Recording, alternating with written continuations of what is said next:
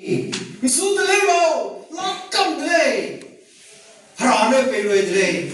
Kare, Harako pay wakanaway. If you obey my commands, if you obey my words, if you put in action, you will harvest the land of this. Apo kadai rasi dan me harvest the land. Ako apelo, Iran apelo. Bible ko rang Teulo belale, teuslo belale, saklo belale, saksulo belale, telo belale, teslo belale. Nida gerangkam, sikam, nai kerangin no. Ina rangde kau ngai sikam ne. Aitu na Bible na dolaka, harane dolaka, betul siwera. Aitu na, itu tu saya harane dolaka, apa itu simaka, ngai sikam ne. Karena how to put in practice. Dalam tak tu saya arranting, naik arranting, tu saya kisi sabang ralau. Isaiah, kagu kerusui ke? Isaiah benar. Harane Isaiah benar ke rang bezah. Israel benar ke rang bezah. Isaiah condition pe ko le. Namanya popular saya naik sebu. Pemak saya naik sebu sebab condition promise. Rana aja completely unconditional promise malay noi. Ragu promise. Hingnam mo ba? They bring in ang tevrasi tevza conditional promise. Condition pe ko le noi. Tero mama pe ko. Tero mama pe makulay. Kai ganang kya ne? Hakya kya pe kadere? Isaiah kago verse kai. No rare me kya pa kali ikam na English tu je ko.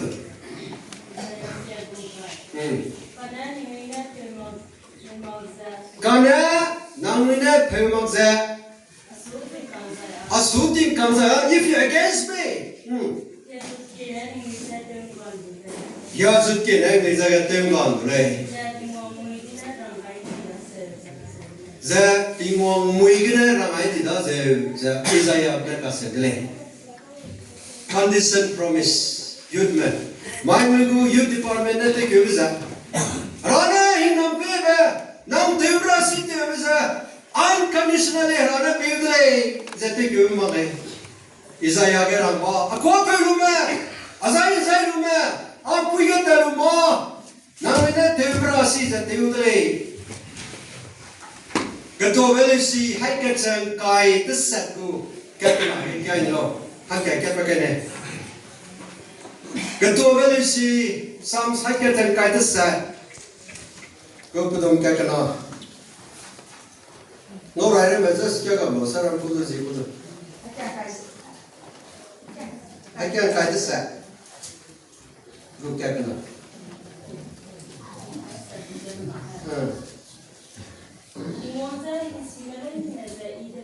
Tinggalnya hinsimlay is a idlay. Gugum puigat dan mazal.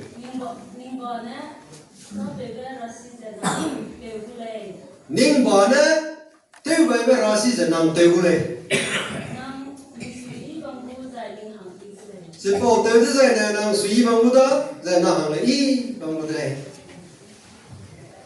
Psalms again ka de sai bu ka na ra le dingwang ko phe mai de le phokar ga me de le pasui me de le palama pa ne ling ai ba rasi ja pa teu da se si teu de zai na hang yu da Nang sui sebab mudlay. Lesi ka ketema, lesi sima, idlay. Nang barasi nang teuda se.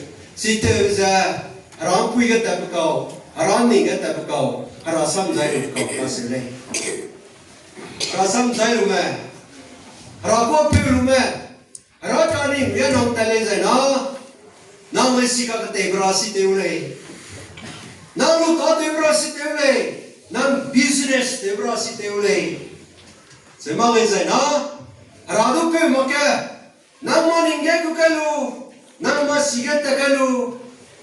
They break us so bring so kalu za, radu so kalu za, nang 1,000 tu tale zai na, nang suka ngam ge zoile. Aiza rasam na Francis kekule.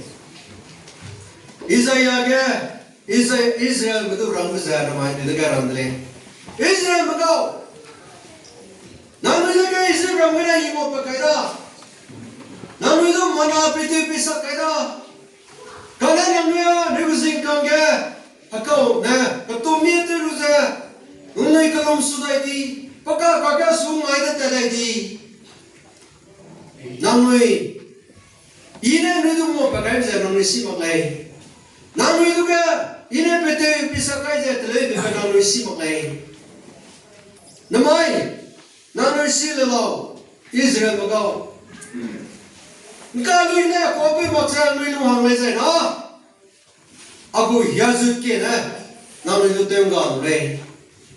Kana kopi nui say na. Nang nito tayong rasi sa namudalay. Akinam ramay. Kay, piki iba na hampay vlogger. So kani iba ka vlogger. Ipong ransi vlogger. Ano ikang namaya? Ay zarata ito sangmaday kasi ito kay ke. The rest. So yung namay bisa haragulang ito sa pehara yung namay lang. Ano yung sa yung namay iba tulong na lumay ka ang kili. Yung namay iba tulong na luma kasi harado tiway ka zaylay sa ramalang mili.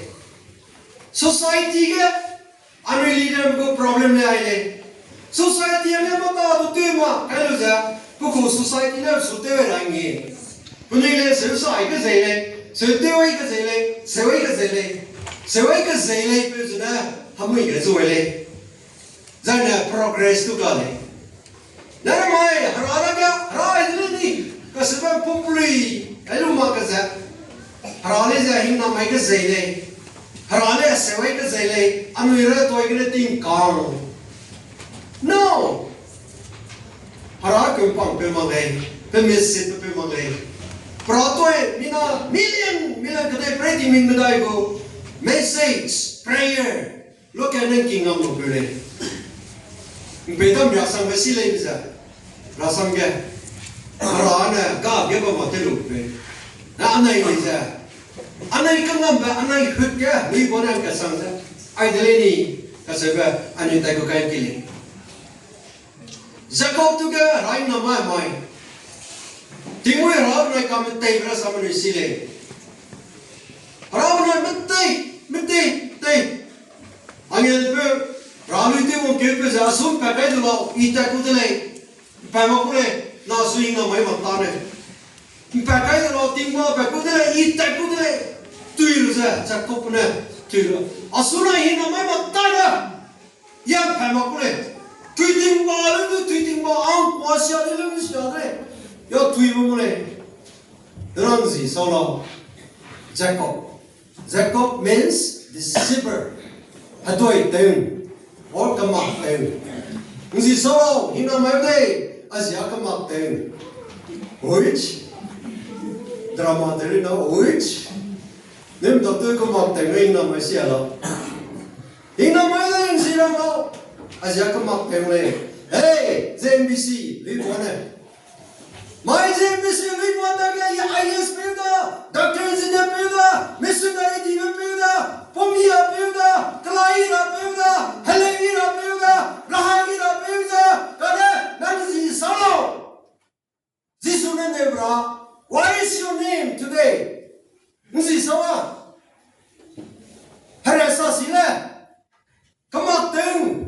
Hatuai teu, zau saile, hagatui le, meroksil kumlo paksile, hatuai teu le, san xiao nei be, tingkang nei be, harai dui be, kesu silak be, deusi teu be. What is your name today? If God want to bless you today, what is your name? Nsi sawa. Change your name. Nsi halelo. God is ready to bless you. Jacob, nsi halelo. Engkau kuala. Nama ini, nangsi. Your name will be Israel. No more Jacob.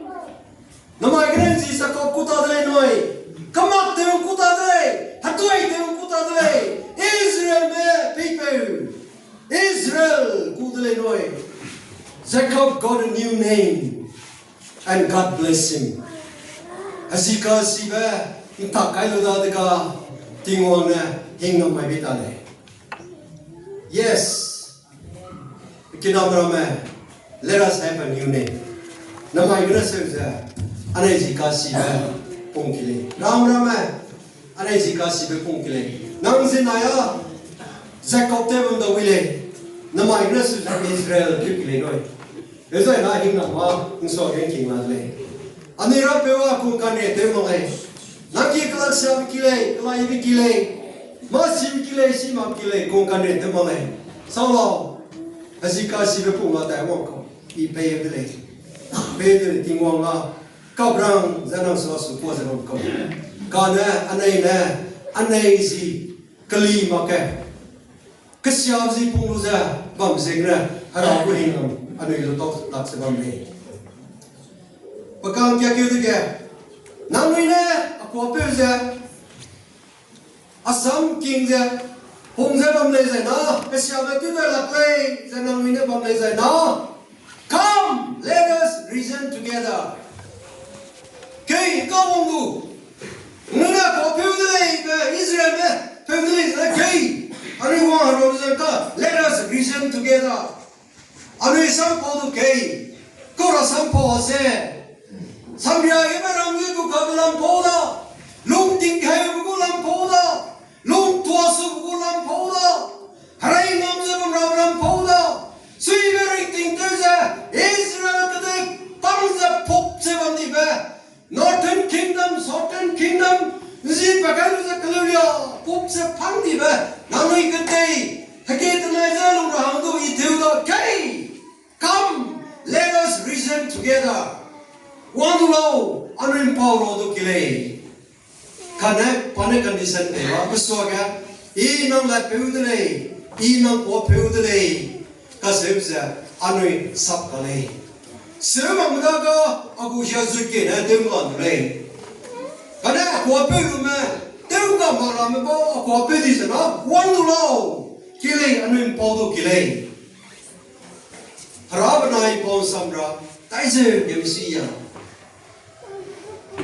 Si minister na, doktor ko, adu asukta yung nalaw ko waris ase pa, zekulu maket. Loket, birian anu itu proses sama bro he. Si ini fonte umi bersama zekula tinggal sama pola tako. Jangan kau ramai pemisa, kau saya ni pemisa. CM में सोचा प्रेजेंट पे भी सामने जा प्राप्त नेगल लो मिकी वंश में बदले दो है कदे प्रेगो अबुओं में पॉइंट ने मिसी कुसो ऐसा मिला इनविटेशन पे भी सामने मिसुई कम ना ज़ैक्योर आता है तिंगवांग ने मिला क्या come let us reason together one law killing Paulo killing ना हमको करना लाओ लिसिना में Biene pasrume na hanko kana lao kay wangao pau kile nso sukula le. But we have to change the name. We should have the new name. Ano isi takli luza ano isi kasi bepungro za nirape na tawa sangle. Sige na kana le za pana peyudele. Bible ke Isaiah kago Krisku na pangkang kago designer. Sige sisa sa harong tapsa ani darah ni kita ni kya lo nai mai anu li pona harana nai duga hingna mai angga ani condition willingness anai daga nei ba clean nei ku nei ba anai lo suya ba male resist ya nye temtang ne nama sia ba ka kui pena sa ya ka nye temtang lo simpro ne mi be ko nye sai ja nye temtang ne Simpru nengi ami be diga deza kaya hai aja po paya ngri ka ba predi kan deka za ndi ngai tra ko le za to ta ko ndi la te tak tra ko simpru ana sekula ko le na po paya ndi ngai hi le ba mi signa simpru te pe na ka ke diga do ala le si na asing na la de ko se bi ge po paya sam ru ko ga Tim tang po paya Dienga hinga dong ba beng le laksa kai ta de le bom tap tis lo kali la ma jam na reset de me apo pai ne me apo pai ne me ma ta apo pai ne me je po pan sa kai lu de je de long za to kum ne tim tang de ti sa anoi Christian chega willing to change kasya ble ne za so za ki be pie za os a sharanga I hiranga I sharanga I hiranga se anai daga willingness ai za ba ma le willingness, this refers to personal desire to consent to the God's will.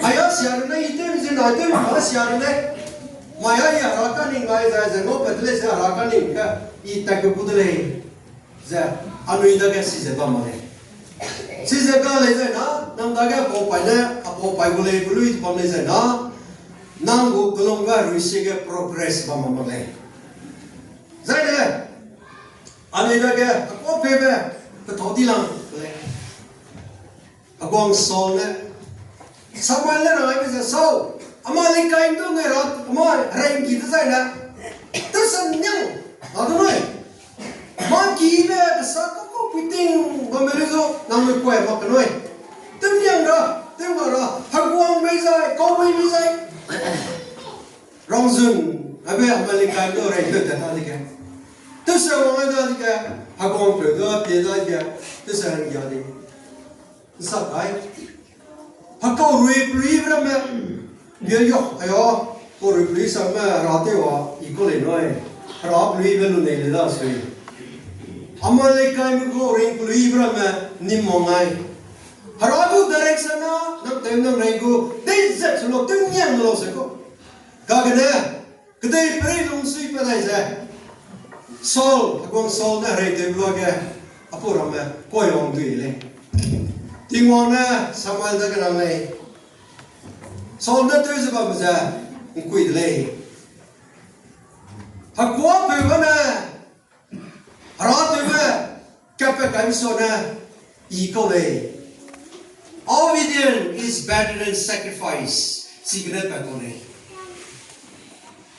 obedience is better than sacrifice